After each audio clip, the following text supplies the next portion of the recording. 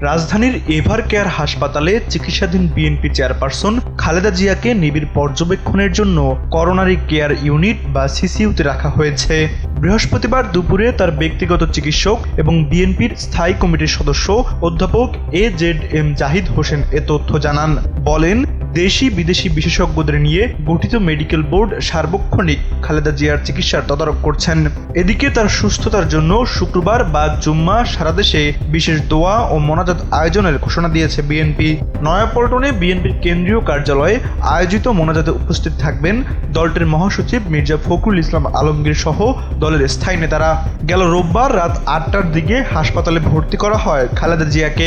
সেদিন মেডিকেল বোর্ডের সদস্য অধ্যাপক ডাক্তার FM সিদ্দিকী সাংবাদিকদের জানান, সাবেক প্রধানমন্ত্রী বিগত কয়েক মাস ধরে ঘন ঘন অসুস্থ হয়ে পড়ছেন। সংক্রমণ হৃদযন্ত্র ও ফুসফুসে ছড়িয়ে পড়ায় তাকে দ্রুত হাসপাতালে নেওয়া হয়েছে বলেও জানান তিনি।